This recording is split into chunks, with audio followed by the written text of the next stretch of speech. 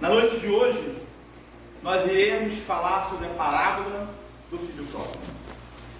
Um homem tinha 2 filhos. Seu filho mais moço pede a seu pai que lhe dê a parte que lhe cabe em sua herança. O pai então pega todo o seu patrimônio e divide entre os 2 filhos, o filho mais moço e o filho mais velho. Alguns dias depois, o filho caçula pega tudo que lhe pertence e sai da casa de seu pai, indo morar num país longínquo, ali dissipando todo o seu absolutamente. Quando ele havia consumido tudo que tinha, sobreveio àquele país uma grave crise de fome, e ele começa a passar necessidade. Então ele resolve ir ao campo para cuidar dos porcos, pensando em se alimentar das alfarrobas que eram dadas aos porcos. Mas nem isto lhe davam de comer. E ele parou e pensou: veja, eu estou passando fome, e na casa de meu pai até os empregados têm com farto. Levantar-me-ei, irei até meu pai e direi: pai, sei que pequei contra o céu e contra ti. Não sou digno mais de ser considerado teu filho. Trata-me como um de teus empregados. Levantou-se e foi à casa do pai. O pai, quando o viu ao longe, teve compaixão dele e correu ao seu encontro, abraçando-o e beijando-o. E o filho lhe disse: pai, sei que pequei contra o céu e contra ti. Não sou digno mais de ser considerado teu filho. O pai, porém, o interrompeu e disse a seus servos: trazei a melhor roupa e vestiu-o. E pôs no dedo do filho um anel e nos pés a sandália. Disse ainda ao pai aos servos: trazei também um novilho cevado, matem-o, comemos e regozijemos, porque este meu filho era morto e reviveu, estava perdido e se achou. Começou então a festa. O filho mais velho, que estava no campo, ao retornar para a casa do pai e ver aquela festa, indaga um dos servos o que estava acontecendo. E o servo disse: olha, é teu pai que está comemorando, pois teu irmão voltou para casa com saúde. O filho mais velho indignou-se, e cheio de rancor, de avareza e de egoísmo, ele resolve não entrar na casa do pai. O pai, sabendo disso, vem ao seu encontro, e o filho mais velho lhe diz: pai, eu fiquei o tempo todo aqui contigo, e a mim nem um cabrito me deste para que eu pudesse me regozijar com os meus amigos. Essa passagem está no Evangelho de Lucas. Eu posso dizer aos amigos, com certeza, e vejam que depois que eu passei dos 40 anos de idade, hoje eu tenho muito mais dúvidas do que certezas. Eu tinha muita certeza quando tinha 20 anos de idade. Surpreendentemente, ao chegar aos 40, agora só tenho dúvidas. Mas isso eu posso afirmar aos amigos sem medo de errar: que Jesus de Nazaré é o maior educador que já pisou no globo terreno. E Jesus nos traz um instrumento pedagógico muito interessante, que são as parábolas. Porque a parábola, ela tem um condão de, na medida em que nós vamos evoluindo moral, intelectual e espiritualmente, nós vamos conseguindo melhor interpretá-las. As parábolas, elas são atemporais. Elas estão o tempo todo atualizadas. Parece que alguém vai apertando o F5 e elas vão atualizando. A tarefa que nos cabe na noite de hoje é justamente nós analisarmos, estudarmos essa parábola do filho pródigo, que encontra-se no Evangelho de Lucas. A parábola do filho pródigo tem alguns elementos principais que merecerão o nosso estudo na noite de hoje. Nós temos o simbolismo da figura do pai. Nós temos o simbolismo da figura dos filhos, porque eram 2 os filhos: o pródigo, o mais moço, e aquele que cai baixúter no livro As Parábolas de Jesus chama de o filho obediente, que é o filho mais velho. Nós temos o simbolismo da figura da herança, porque o pai pegou todo o seu patrimônio e dividiu entre os 2 filhos, o pródigo, o mais moço, e o obediente, o mais velho. Nós temos ainda o simbolismo da roupa, do anel e da sandália. E por fim, o novilho cevado. Vamos começar o nosso estudo na noite de hoje analisando o simbolismo da figura do pai. O que representa a figura do pai? A figura do pai representa o Criador, o Senhor da vida, Deus. A maioria dos povos antigos, e eu vou citar apenas como exemplo os gregos e os romanos, mas também os povos que aqui viviam na terra do Cruzeiro, no século XV e XVI, quando da chegada dos lusitanos, os povos originários brasileiros, todos esses povos acreditavam na existência de muitos deuses. Eles eram politeístas. Um dos primeiros povos a acreditarem na existência de um único Deus, a ser monoteísta, foram os nossos irmãos hebreus. Mas a interpretação que os antigos judeus davam ao Criador, ao Senhor da vida, a Deus, ela não mais tornou-se possível após a vinda do carpinteiro de Nazaré à Terra, há 2024 anos atrás. Porque os antigos judeus acreditavam num Criador, num Senhor da vida e um Deus como o Senhor dos exércitos. Um Pai rigoroso, rígido, punitivo, por que não dizermos até mesmo vingativo. Essa interpretação ela está muito clara no livro Boa Nova, no caso Zebedeu. Um dia, após as primeiras pregações no Tiberíades, Jesus convida os jovens João e Tiago para conhecerem a Boa Nova. Os rapazes, como eram muito moços, correram para casa e foram contar à sua mãe, Salomé. Salomé, acreditando que Jesus era o representante de um príncipe que viria e derrotaria o Império Romano, foi buscar o mestre e disse a ele: Senhor, quando o teu reino for instituído, o Senhor poderia colocar meus filhos ao teu lado, um à direita e o outro à esquerda? E Jesus diz a Salomé: olha, Salomé, será preciso saber se João e Tiago irão querer beber do meu cálice. Mais tarde, Zebedeu, pai de João e Tiago, vai ao encontro de Jesus. E Jesus lhe fala de seu reino de amor e de verdade, alertando a Zebedeu que seu cálice era de fel, pois os poderosos da terra, tal qual fizeram com os profetas Moisés, Jeremias e Jonas, não tinham interesse em conhecer a verdade. Ao ouvir Jesus, Zebedeu, fechando os olhos, consegue ver espiritualmente o reino que o mestre lhe falava. Emocionado, Zebedeu tenta ajoelhar-se, porém Jesus o impede, dizendo: Zebedeu, os filhos de Deus permanecem de pé para o bom combate. Disse ainda Jesus a ele: chora, Zebedeu, chora, porque antes temias a Deus, conhecias a lei rígida de Jeová e sua voz de trovão, e agora amas a Deus, que acolhe as crianças e os idosos e os desfavorecidos da sorte. A interpretação que os antigos judeus davam a este Criador, ao Senhor da vida, a Deus, como um Senhor dos exércitos, como um Pai rigoroso, rígido, punitivo, por que não dizermos até mesmo vingativo, ele não mais se tornou possível após a vinda do carpinteiro de Nazaré à terra. Mas passados 2024 anos, nós ainda hoje, devido à nossa inferioridade, à nossa infantilidade moral, intelectual e espiritual, nós ainda não temos a menor condição de compreendermos esse Criador, esse Senhor da vida, Deus. E muitas vezes nós atribuímos a Deus a forma humana, as necessidades humanas. A música popular brasileira é muito precisa nesse sentido. Nos anos 80 nós cantávamos: vento, ventania, me leve para as portas do céu, eu quero puxar as barbas de Deus.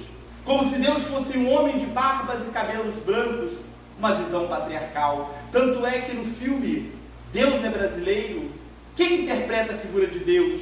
Antônio Fagundes, com seus belos cabelos e barbas brancas. Mais recentemente nós cantamos: quando Deus te desenhou, Ele estava namorando na beira do mar do amor. Nós atribuindo a Deus uma necessidade tipicamente humana. Mas esta questão de nós tentarmos compreender o Criador, o Senhor da vida, Deus, é tão relevante que na primeira obra do Consolador Prometido, datado de 1857, o Livro dos Espíritos, a primeira pergunta que Kardec faz aos benfeitores da humanidade é justamente sobre essa temática. Questão número 1 do Livro dos Espíritos. Indaga Kardec aos benfeitores da humanidade: que é Deus? Veja que Kardec não pergunta nem quem é, nem o que é Deus. Ele indaga que é Deus. E os benfeitores da humanidade respondem: Deus é a inteligência suprema, a causa primária de todas as coisas. Nós sabemos que no universo nós temos Deus, Espírito e matéria. Essa inteligência suprema é a causa primária do Espírito e da matéria. Como nos diz a belíssima canção espírita: eu ouço seu nome por toda parte, na voz que emana da natureza, nas aves que cantam pelo ar, na pedra que silenciar, na voz de um menino a rezar, no som da vida. As obras básicas da doutrina espírita, em especial o Livro dos Espíritos e a Gênese, nos deixam bem claro que, devido à nossa inferioridade, à nossa infantilidade moral, intelectual e espiritual, nós não temos ainda a menor condição de compreendermos esse Criador, o Senhor da vida, Deus. Passado a análise do estudo do simbolismo da figura do Pai,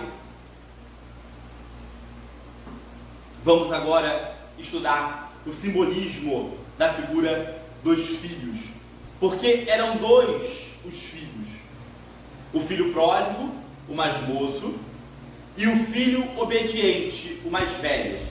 O que representa a figura do filho? A figura dos filhos representam a humanidade terrena, a família terrena.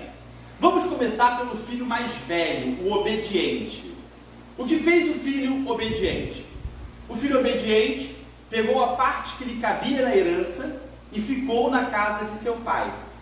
Quando seu irmão retorna, o que ele faz? Ele se alegra com o retorno do irmão? Não. Ele fica indignado. E cheio de rancor, de avareza e de egoísmo, ele resolve não entrar mais na casa do pai. E quando o pai vai ao seu encontro, ele diz: pai, eu fiquei o tempo todo aqui e a mim nem um cabrito me deste para que eu pudesse me regozijar com os meus amigos. Que parte da família terrena representa o filho obediente? O filho obediente representa uma boa parte dos religiosos. Aqueles que ficamos na casa do Pai, falamos em nome do Pai, mas não conseguimos usufruir do patrimônio do Pai. Nem um cabrito me deste para que eu pudesse me regozijar com os meus amigos. Disse-nos o carpinteiro de Nazaré: nem todos que dizem Senhor, Senhor, entrarão no reino dos céus. Somente entrará no reino dos céus aquele que fizer a vontade de meu Pai, que está no céu. Numa rápida análise da história da humanidade terrena, quantas atrocidades, quantos crimes nós cometemos em nome de Deus e em nome do Cristo. Aos antigos judeus nós poderíamos atribuir a perseguição aos cristãos. A nós cristãos, as cruzadas, o santo ofício. E quantas atrocidades e quantos crimes são cometidos até hoje em nome de Deus e em nome do Cristo. Nem todos que dizem Senhor, Senhor entrarão no reino dos céus. Somente entrará no reino dos céus aquele que fizer a vontade de meu Pai, que está no céu. Obviamente que há uma outra parcela dos religiosos que ficamos na casa do Pai e fazemos a vontade do Pai. E aí nós não vamos conseguir apenas um cabrito, mas sim o novilho cevado. Eu não canso-me de dar como exemplo Chico Xavier, Irmã Dulce, Madre Teresa de Calcutá, Mahatma Gandhi, Francisco de Assis. Eu acabo de citar algumas figuras ilustres da família terrena, de denominações religiosas diferentes, que ficaram na casa do Pai e fizeram a vontade do Pai.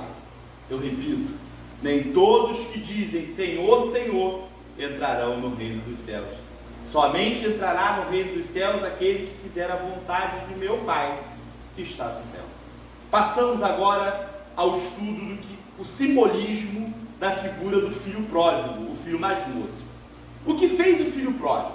O filho pródigo pegou a parte que lhe cabia na sua herança e saiu da casa do pai, indo morar num país longínquo, dissipando todo o seu patrimônio, vivendo dissolutamente. Viveu como se não houvesse o amanhã. Ativou o modo férias. Porque nós temos no celular o modo avião, né? E na vida nós temos o modo férias, que às vezes a gente precisa ativar o modo férias, né? Eu, todas as vezes que tenho oportunidade de sair de férias, a primeira coisa que eu faço é deixar o relógio em casa. E quando eu chego no quarto do hotel, da pousada, eu deixo o celular no quarto, entrego o cartão de crédito na mão da minha esposa, da Lívia, e a partir daquele momento eu ativo o modo férias, não quero saber de mais nada. Depois a gente pensa como é que paga o cartão de crédito, mas isso aí é outra história. Há uma boa parte da família terrena que encontra-se encarnada na Terra com o modo férias ativado o tempo todo, vivendo como se não houvesse o amanhã, vivendo como se a verdadeira vida e a verdadeira pátria fosse esta, esquecendo ou desconhecendo que a verdadeira vida e a verdadeira pátria é a que nos aguarda além de tudo. Passemos o nosso estudo agora para o simbolismo da figura da herança. Que herança é essa que nos fala a parábola do filho pródigo? Porque o pai pegou todo o seu patrimônio e dividiu entre o filho pródigo, o mais moço, e o filho obediente, o mais velho. Que herança é essa? Essa herança simboliza o fato de que, quando todos nós, filhos de Deus, somos criados, é gravado em nossas consciências as leis do Senhor da vida, as leis de Deus. Essa é a herança que nos fala a parábola do filho pródigo. É estar gravada em nossas consciências as leis do Pai. Dentre estas leis que nos regem, tem uma que eu gosto muito de trabalhar elas nas minhas palestras, que é a lei do progresso, conforme nos diz a questão 781 do Livro dos Espíritos. Todos nós somos criados simples e ignorantes. Nesse momento, nós recebemos a herança que nos fala a parábola do filho pródigo. É gravada em nossas consciências as leis de Deus. E qual é o nosso destino, todos os filhos de Deus? A felicidade. A felicidade na parábola do filho pródigo, ela é representada pelo novilho cevado. Trazei também o novilho cevado, matem, comemos e regozijemos. O filho pródigo, ele foi feliz quando ele pôde usufruir do patrimônio do pai, do novilho cevado. E na vida nossa, de espíritos, quando é que nós seremos felizes? Da mesma forma.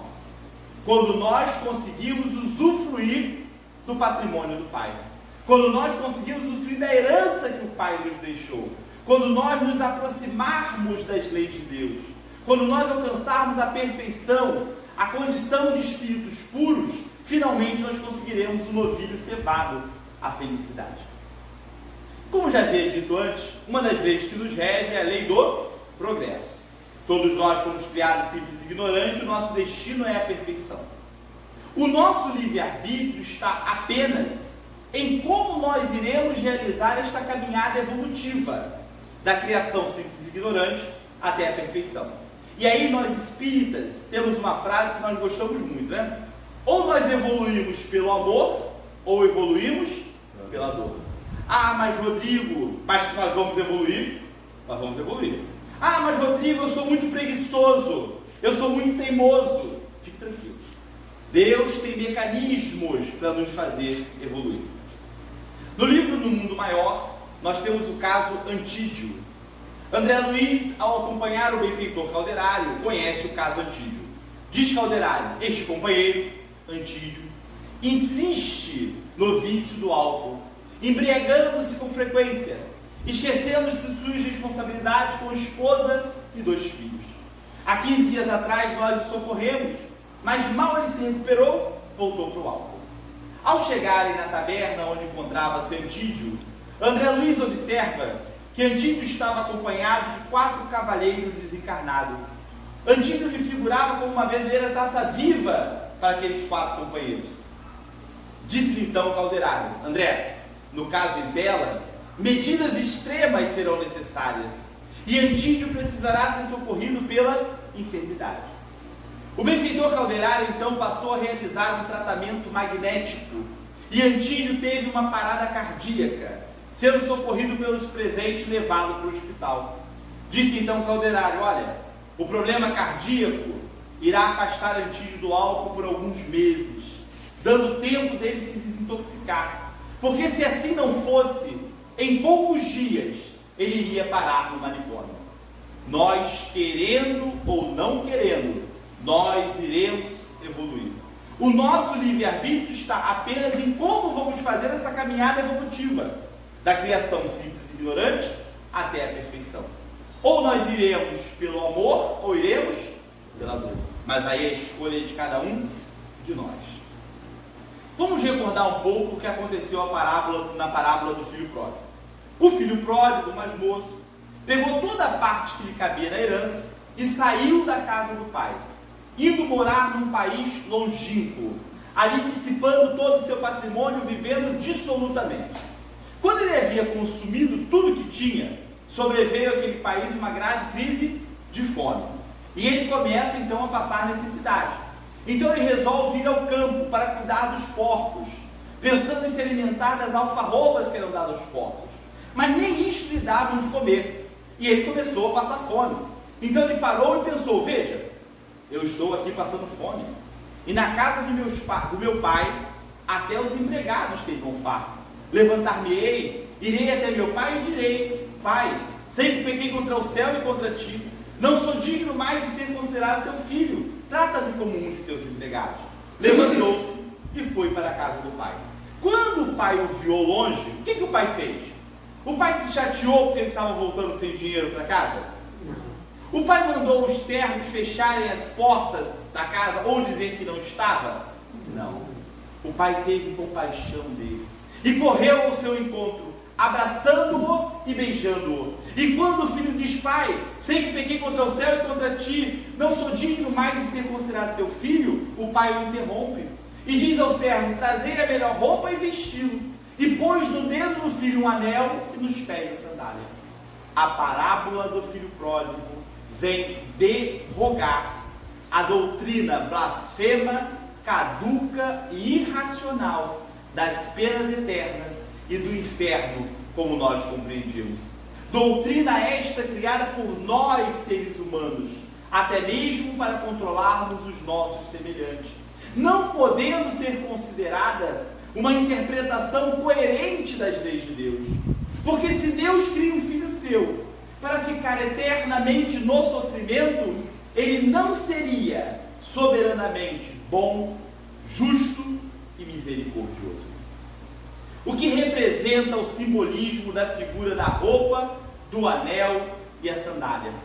A figura da roupa, do anel e da sandália simboliza o fato de que, quando todos nós nos arrependermos dos nossos equívocos, Deus abrirá para nós as portas da regeneração e nos dará todas as condições de nós expiarmos e repararmos os nossos erros. Trazei a melhor roupa e vesti-lo, e pôs no dedo do filho um anel e nos pés a sandália. Quando eu conheci a Lívia, ela tinha no carro um adesivo com a seguinte frase: reencarnação, uma questão de justiça de Deus. A reencarnação é um instrumento que torna possível o cumprimento da lei do progresso.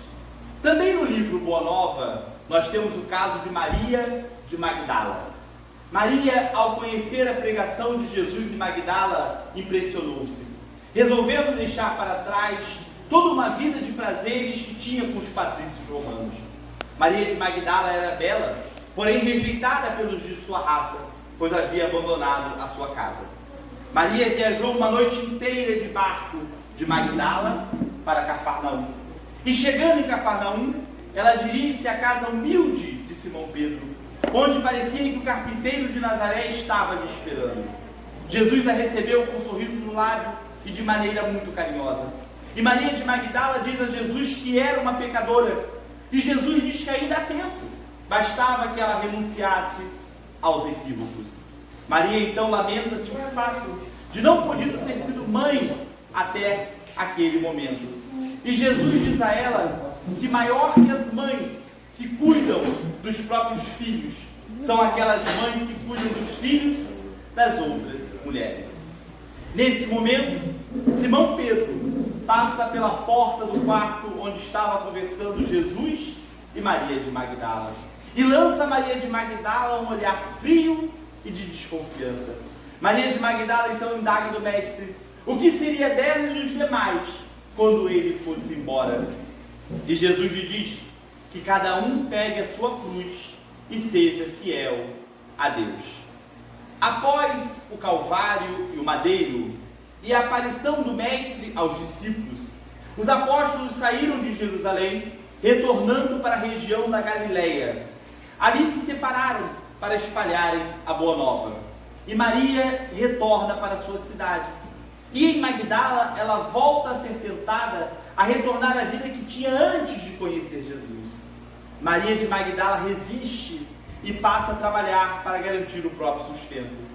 Um dia apareceu naquela região um grupo de leprosos, e Maria foi ter com eles na praia, e debaixo das árvores lhes falou da boa nova. As autoridades locais, temendo que os leprosos contaminassem a população, expulsam-os daquela região, e Maria os acompanha até Jerusalém, indo para a periferia, para o vale dos leprosos, onde ali Maria passou a cuidar de seus irmãos de humanidade, os filhos que Jesus lhe havia comentado. Em pouco tempo, a beleza de Maria é substituída por feridas em sua epidérmia. Quando a sua saúde já estava bastante comprometida, Maria de Magdala deseja ir para Éfeso. Queria reencontrar antigos amigos, em especial João e Maria de Nazaré. A viagem lhe foi longa e penosa, e nas portas de Éfeso, Maria de Magdala não pôde mais prosseguir, sendo acolhida por uma família cristã que a levou para sua casa, e ali ela pôde reencontrar antigos amigos. Ao desencarnar, quem estava esperando Maria de Magdala? O próprio Cristo. E Jesus diz a ela: Maria, você conseguiu transpor, cruzar a porta estreita do sacrifício. No livro Paulo e Estevão, nós temos o caso de Saulo. Saulo, após o enterro de Abigail, resolve permanecer alguns dias com Ruth e Zacarias, inteirando-se nos últimos instantes de sua saudosa noiva. Saulo descobre que foi Ananias, um velho ermitão cristão, quem converteu Abigail ao cristianismo. Então o jovem rabino indaga de Zacarias onde estava Ananias. E Zacarias diz que Ananias havia se mudado daquela região há mais ou menos 2 meses. E Saulo diz que precisava encontrar Ananias para puni-lo adequadamente, pois ele desrespeitar as leis de Moisés. Zacarias ainda argumenta: mas Saulo, como queres punir Ananias, que também fez para Abigail? O jovem rabino inflexível diz que era o seu dever. Ao retornar para Jerusalém, torturando um prisioneiro cristão, Saulo descobre que Ananias havia se mudado algumas semanas de Jerusalém para Damasco.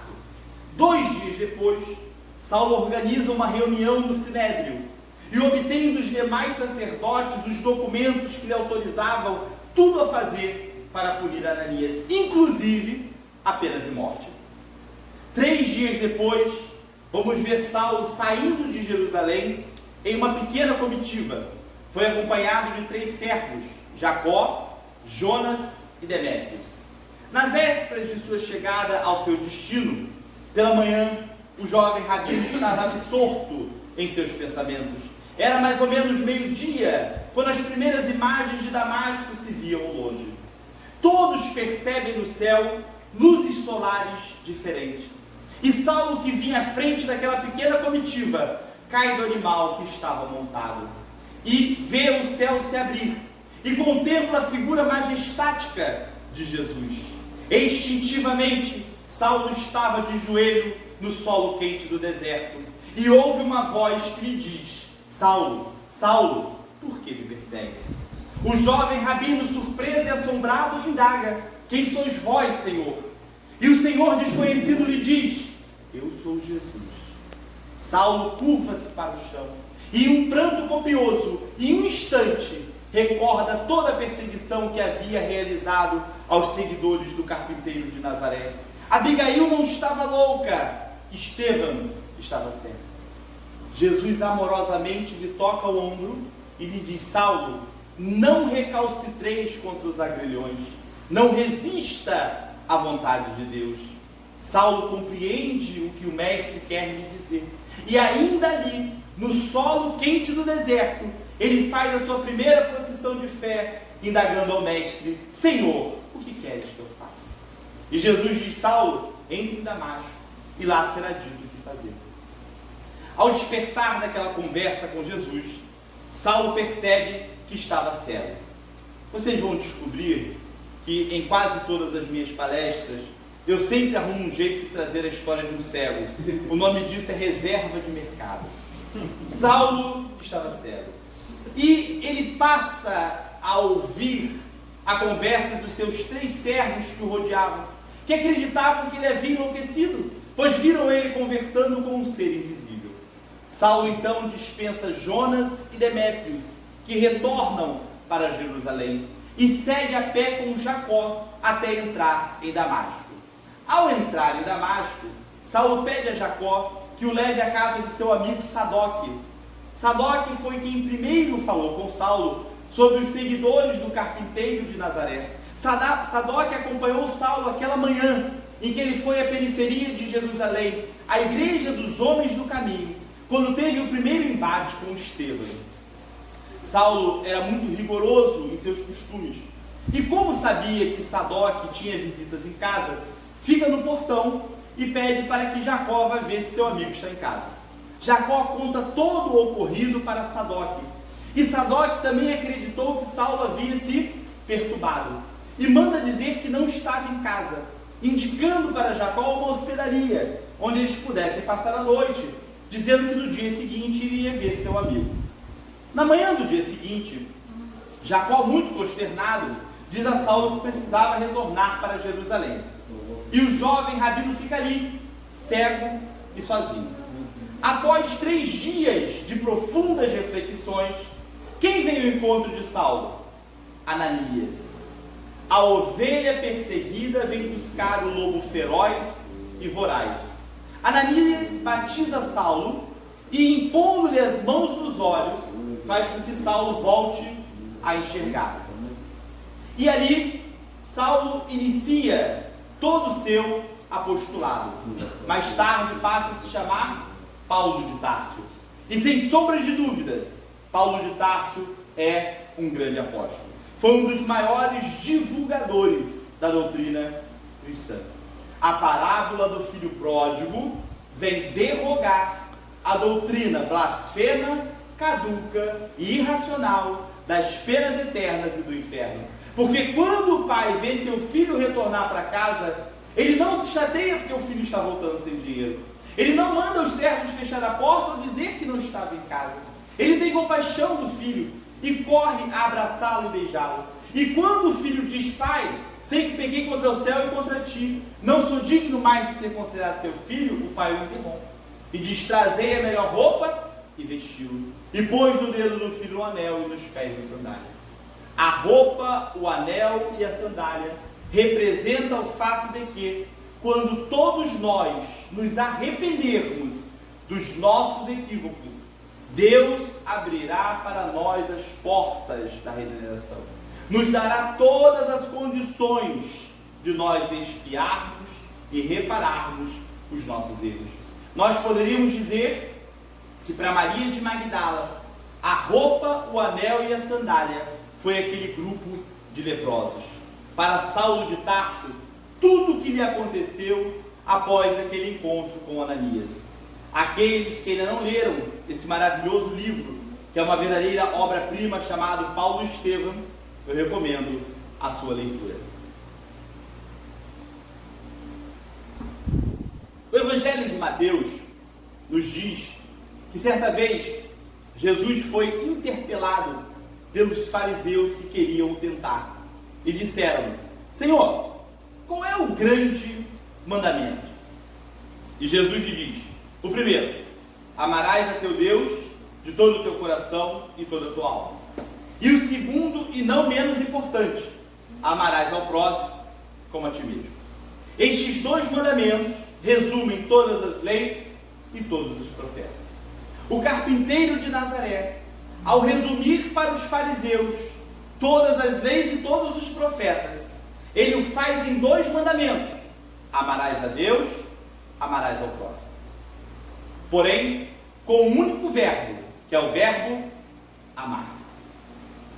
Nós, então, poderíamos dizer que Jesus resumiu todas as leis e todos os profetas em uma única lei, que é a lei do amor.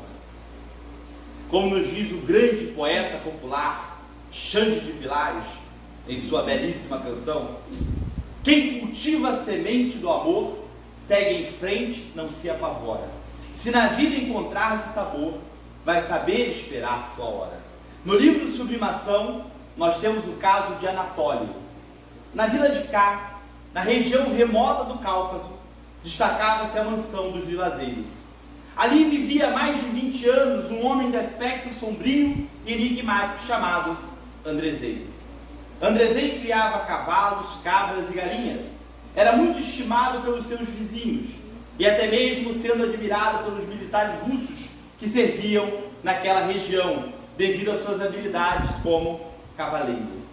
Andrezei transformou a sua casa em um albergue para os viajantes, um orfanato e um asilo para os desafortunados da sorte. Andrezei cuidava com muito amor e dedicação das crianças e dos idosos, que tinham nele o pai e o filho, que lhes davam o amparo necessário. O passado de Andrezei era um verdadeiro mistério para todos que com ele viviam. Uma tarde, o seu amigo, o capitão Noack, indaga de Andrezei se ele não sentia saudades da civilização. E Andrezei então resolve contar-lhe a sua história. Diz ao capitão Noack que seu verdadeiro nome era Anatoly, e que quando jovem ele era oficial do exército russo, sendo muito estimado pelo seu chefe, o general Olaf. Passou a dar aulas de equitação para um dos filhos de Olaf, ficando amigo do rapaz e passando a frequentar a casa de Olaf. Ali ele conheceu e se apaixonou pela filha de Olaf, Isabela, sendo por Isabela correspondido, e passaram a namorar às escondidas com o auxílio dos servos. Anatoly, embora oficial do exército russo, não tinha qualquer título de nobreza, e Olaf, além de general, era conde. A esposa de Olaf desagradava-se com a presença de Anatoly nos jantares em sua casa. Um dia, quando Anatoly e Isabela preparavam-se para pedir a permissão de Olaf para o namoro, a família de Isabela é surpreendida por um pedido de casamento do príncipe Rodolfo. Casamento este organizado pelo próprio imperador da Rússia, o que muito agradou a família orgulhosa de Isabela. Isabela indignou-se ao ponto de ir buscar o príncipe Rodolfo e lhe falar do amor que sentia por Anatoly. Rodolfo, que era um homem muito bom, diz a Isabela que nada podia fazer, pois o casamento foi organizado pelo próprio imperador da Rússia. Isabela compreende que o melhor que tinha que fazer era se afastar de Anatoly e aceitar o casamento com Rodolfo. Anatoly, até pelo bem da sua família, Anatoly, inconformado, resolve sequestrar Isabela, com o auxílio do seu amigo, o verdadeiro Andrezei. Isabela é resgatada. Tropas russas são mobilizadas e Isabela é resgatada. Anatoly e Andrezei são presos, levados para uma cadeia em Moscou. Ali são rebaixados de posto no exército russo e condenados a 1000 chibatadas, o que depois foi reduzido para 500. Os 2 jovens quase morreram e, ao se recuperarem, são mandados para a frente de batalha na região remota do Cáucaso. Quando participavam de uma das primeiras batalhas, Andrezei é ferido de morte. Então ele diz para seu amigo Anatoly: aproveita que nós não somos conhecidos nessas tropas e passa a usar o meu nome. Pega as reservas de dinheiro que eu tenho guardado no acampamento e recomece a sua vida. Anatoly resolve seguir o conselho de seu amigo Andrezei e passa a usar o nome Andrezei. Anatoly deserta do exército russo embreando-se pelas florestas da região do Cáucaso, fugindo de aldeia em aldeia, até que conheceu um velho ermitão cristão, com quem viveu por 2 anos, educando-se no cristianismo. Anatoly converteu, transformou todo o amor que tinha por Isabela para os idosos e para as crianças desamparadas da sorte. Após conhecer a verdadeira história de Anatoly, o capitão Noack ainda continua servindo naquela região por mais 2 anos, depois de despedir-se do amigo a quem não mais voltou a encontrar enquanto encarnado. Ao desencarnar, o capitão Noack é visitado pelo seu amigo Anatoly, a quem teve uma grande dificuldade de reconhecer pela aparência, pois Anatoly estava jovem, belo e figurava quase como um ser angelical. Anatoly diz a Noack que também Isabela realizou na Terra uma importante obra de assistência aos mais necessitados, e que quando ele desencarnou, ela estava ali lhe aguardando, e que hoje seguiam juntos trabalhando. O capitão Noack então indaga de Anatoly se a separação dele e de Isabela foi alguma espécie de punição por algo errado que eles haviam feito. E Anatoly diz que não, que na verdade todo aquele sofrimento serviu como um estímulo para que eles pudessem se aproximar de Deus e cuidar do próximo, não mais dedicando-se a um amor egoístico. Ao resumir todas as leis e todos os profetas, o carpinteiro de Nazaré o faz em 2 mandamentos, porém um único verbo, que é o verbo amar. Também no Evangelho de Mateus, Jesus nos diz: vinde a mim, todos vós que estáis aflitos e sobrecarregados, e eu vos aliviarei, pois o meu jugo é suave e meu fardo é leve. Por que Jesus nos diz que seu fardo é leve? Qual é o fardo de Jesus? O fardo de Jesus é a observância das leis de Deus. Leis estas que nós recebemos como herança. É a herança que nos fala a parábola do filho pródigo. E na medida em que nós conseguirmos usufruir dessa herança, que nós nos aproximarmos desta lei, quando nós alcançarmos a perfeição, a condição de espíritos puros, nós finalmente conseguiremos o novilho cevado à felicidade. Como nos diz a belíssima canção espírita, e ao final da luta, ele haverá de estar nos esperando, e erguerá a voz ao Pai em um hino, dizendo: eis aí teus filhos, enfim, em paz. Que nós possamos pegar os nossos arados e seguirmos felizes a nossa tarefa, amando, trabalhando, semeando e esperando que dias melhores só dependem de cada um de nós. Muito obrigado pela caridade de terem me ouvido na noite de hoje. Muita luz, muita paz a todos. Eu mais uma vez agradeço sinceramente a direção da Casa Caminho da Luz por esta oportunidade. Espero que seja a primeira de muitas. Uma boa noite, meu muito obrigado e até breve.